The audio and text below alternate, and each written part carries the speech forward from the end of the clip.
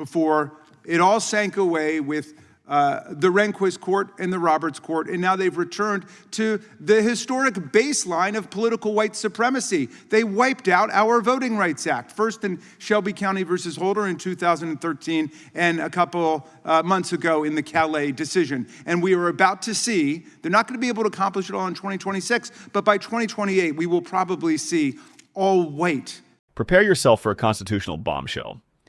Representative Jamie Raskin just exposed the ultimate political heist in American history, delivering a blistering indictment of how the Supreme Court was systematically hijacked. With razor-sharp precision, Raskin dismantles the brazen hypocrisy of Mitch McConnell, the man who held Merrick Garland's nomination hostage for 422 days under the false guise of letting the voters decide, only to ruthlessly shatter his own rule and ram through Amy Coney Barrett on the eve of a critical election. The catastrophic fallout is a 6-3 MAGA supermajority engineered by presidents who outright lost the popular vote. A court now so blindly and robotically loyal that it literally fabricated a presidential immunity doctrine out of thin air to shield felony crimes. A terrifying precedent never once claimed in centuries of American democracy. The legitimacy of our highest court is crumbling before our very eyes. So you cannot afford to miss a single second of this explosive breakdown. Watch until the very end. And if you are fiercely dedicated to uncovering the hard truth, hit that join button below to fuel our channel and unlock exclusive content. For his opening statement. Thank you very much, Mr. Chairman. And I suppose that court packing, like justice itself, lies in the eye of the beholder. But there are many different kinds of court packing. Here's one. When Justice Scalia died in February of 2016, when Barack Obama was president, Senator Mitch McConnell announced 10 and a half months before the presidential election that the Senate would not be considering any replacement. The Judiciary Committee would not have any hearing, there'd be no vote in committee, and there'd be no vote on the floor. When people asked why, that makes no sense to hold the Supreme Court seat open, to hold that vacancy open for nearly a year, he said it was too close to the next presidential election and the people should decide. Of course, the people had decided in electing Barack Obama to one of those genuine, bona fide 4-year terms in office, like every other president.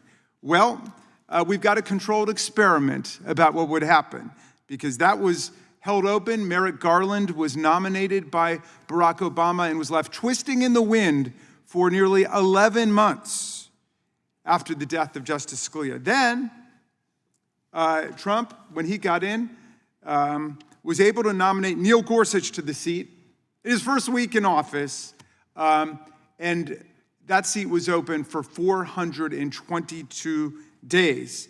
And Mitch McConnell bragged about it, calling it the most consequential decision of his entire public career. And of course, it cemented the rapid movement of the Supreme Court to the right to incarnate the MAGA agenda on the Supreme Court. Well, look, here's what happened when Ruth Bader Ginsburg died. Now, she died on September 18th, 2020. So close to the next election, which was less than 2 months away, that early voting had started in a lot of the states. So it wasn't even 2 months away. And then the Democrats asked Mitch McConnell, some reporters asked Mitch McConnell, well, of course, you're not going to have hearings or vote or anything in the next few weeks, are you? And he laughed it off. He laughed off the suggestion that they would maintain the same rule that they had used to block Merrick Garland and President Obama from having a seat. And then they rammed through the nomination of Amy Coney Barrett within 2 months, consolidating the right-wing anti-choice, anti-environmental regulation, anti-labor, anti-voting rights, anti-democracy majority on the Supreme Court. Had the original McConnell rule been applied, or even a reasonable approach taken with just a few weeks before the election, that Supreme Court seat would have been filled by President Biden, not by Donald Trump. Biden won that election, by the way, by more than 7 million votes. If you're interested in what the people want, 306 to 232 in the Electoral College. I know some people came down to overthrow the election, attack our police officers in order to accomplish a political coup to deny that, but that's what happened. So, right there we've got 2 seats officially stolen by Mitch McConnell and the Republican Senate, giving them a 6-3 MAGA court with a majority of the court now made up of nominees of presidents who lost the popular vote. Lost the popular vote. Roberts and Alito, Gorsuch, Kavanaugh, and Amy Coney Barrett, all nominated to the court by by presidents who lost the popular vote. Now, if you don't believe that this Supreme Court has conceived and achieved a remarkable transformation in constitutional jurisprudence, ethics, and behavior on everything from abortion to voting rights to political corruption cases, then you don't have to believe me, or you don't have to believe your own eyes. Just listen to Donald Trump, who openly says it's really okay for them to be loyal to the person that appointed them to almost the highest position in the land, a justice of the U.S. Supreme Court. He berates and vilifies justices and judges up and down the federal system who disagree with him or who he feels have been insufficiently robotic in their loyalty to the MAGA agenda. It's true, he doesn't want a justice loyal to the people, as the good chairman of the subcommittee says, or the Constitution. He wants a Supreme Court loyal to him and whatever is going to advance his interests, his money, his family, his corporations. He's got a Supreme Court majority so robotically loyal that they will pluck a doctrine out of thin air, nothing to do with originalism, nothing to do with textualism, out of thin air to insulate the president from liability for felony crimes committed in office. We went for more than 2 centuries without any president ever claiming the right to commit crimes under his office and not to be prosecuted for it. But here we are today. The Supreme Court, we must acknowledge, has been a profoundly conservative, reactionary institution for the vast majority of our history. And what did the Supreme Court ever do for enslaved people between the founding and the Civil War? Nothing, other than in 1857 in the Dred Scott decision, cement their subjugation into place, saying that the African slave and his descendants have no rights a white man is bound to respect in any way. And then even after the Civil War, after the passage of the 13th, 14th, and 15th Amendments, drawn from the blood, sweat, and tears of the Union and the people who fought to defend our country against the Confederacy, the Supreme Court gutted the meaning of the Reconstruction Amendments in the civil rights cases. And then in 1896, in Plessy versus Ferguson, constitutionalized the reign of Jim Crow, separate but equal. So we have a couple decades around the Warren Court, maybe the first few years of the Burger Court, where the Supreme Court acted on the side of the people.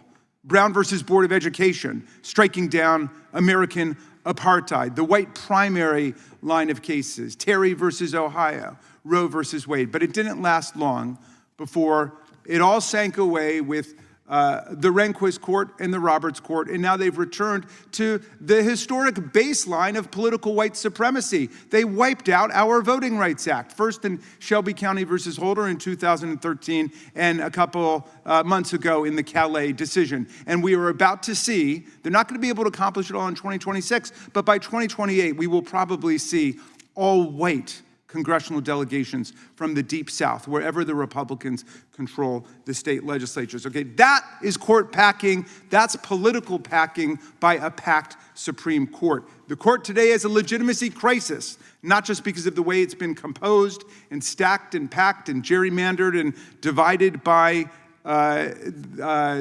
Mitch McConnell, who laughs about it. He thinks it's funny what they did. Why do some people want 13 circuits, Mr. Chairman? 13 members of the court? You don't need a conspiracy theory for that. There are 13 federal circuits in America. And traditionally, the Supreme Court has been made up of the number of justices equal to the number of circuits. And we got 13 circuits, but we only have 9 justices. So that means that under the best of circumstances, 4 entire federal regions, 4 federal circuits will be left out completely. And it's much worse than that today because we've got 5 justices from New York City alone, 1 for each borough. But you're telling a majority of the people who live in a majority of the states, that they can't find anybody qualified to serve on the Supreme Court. So that's the answer to that particular question. But we've got a complete structural, ethical, jurisprudential crisis in the Supreme Court, whose name is in the gutter because of these terrible decisions that they keep issuing, like the overthrow of Roe versus Wade, Planned Parenthood versus Casey, the complete construction out of thin air of immunity of presidents to commit felony crimes while in office, and so on. And I hope that this court will do its best to try to behave like a Supreme Court, but there are things that we can do, and I introduced one bill yesterday called the SCOTUS Act. And the SCOTUS Act is creating a new way for cert to be granted, because this Supreme Court is obviously acting like a legislature. I mean, they set up an agenda where they want this case about the Voting Rights Act, they want to destroy it. Oh, now it's time for us to overthrow abortion rights, we're going to take that case. All right, a lot of countries don't leave the agenda-setting authority to the court itself, and certainly we should not leave it in the hands of this Supreme Court. It belongs with the 13 federal circuits. We should have a panel made up of the chief judge of each federal circuit or their designee, if they want another judge to do it, and they should decide when there is a meaningful circuit split or a federal question that should go up to the Supreme Court. This court obviously cannot be trusted with that agenda-setting authority. Let's begin to create a real Supreme Court in the country by moving in this direction. And I thank you, Mr. Chairman. I yield back to you. Let's be absolutely unequivocally clear about the chilling reality that Representative Jamie Raskin just laid bare before the nation. If you want to understand exactly how the entire Trump administration has been able to operate with such terrifying, unchecked impunity, from flagrant corruption and constitutional violations to the instigation of an attempted coup, you must trace the poison back to its institutional root, which is a Supreme Court that has been systematically hijacked, politically packed, and utterly stripped of its legitimate moral authority.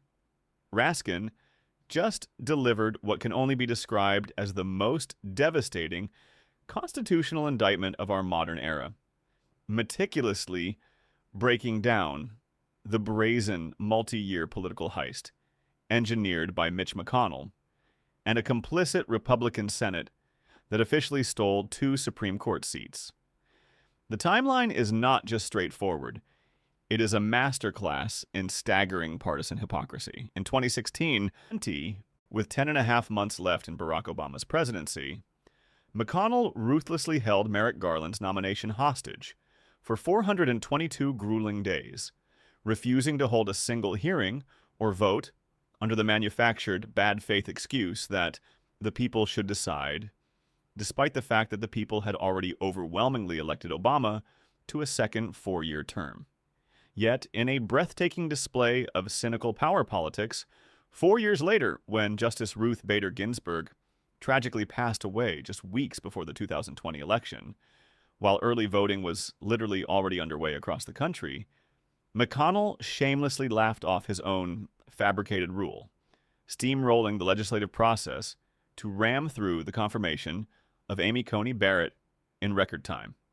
The catastrophic fallout of this procedural manipulation is the deeply compromised 6-3 MAGA supermajority we suffer under today, an institution where an astonishing 5 of the 9 sitting justices, Chief Justice Roberts, Alito, Gorsuch, Kavanaugh, and Barrett, were strategically installed by Republican presidents who outright lost the popular vote, creating a rogue judicial body that answers to an extremist minority rather than the American majority.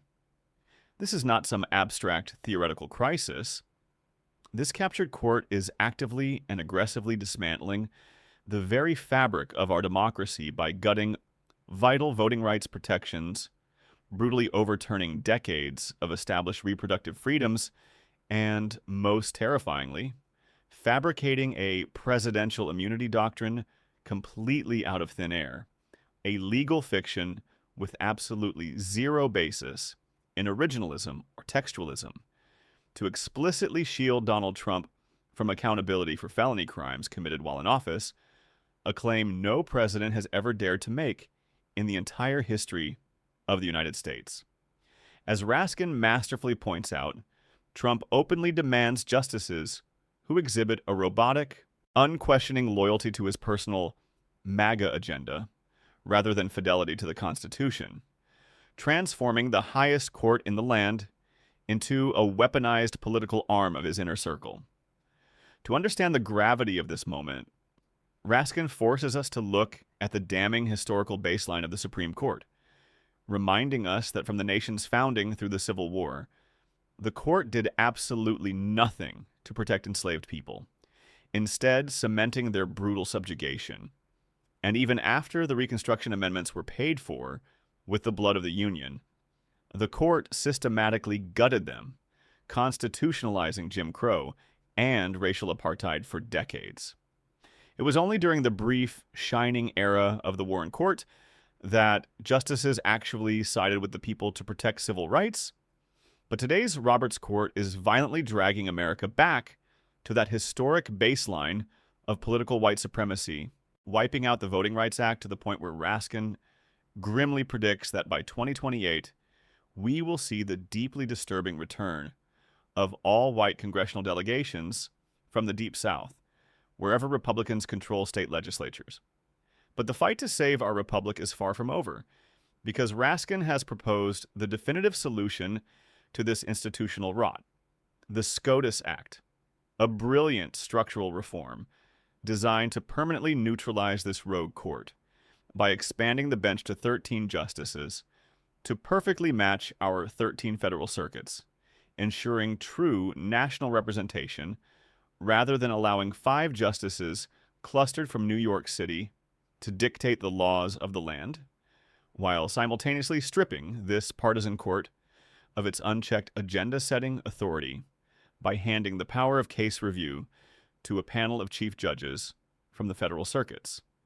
Fixing this stolen, packed Supreme Court is the absolute foundational prerequisite to stopping the corruption, ending the impunity, and preserving the American experiment itself. So if you refuse to let our democracy be quietly dismantled in the shadows, you absolutely must watch every single second of this explosive breakdown. Drop your most fiercely held thoughts in the comments below, and smash that subscribe button right now to help us cross the monumental 100,000 subscriber milestone and keep the unvarnished truth alive.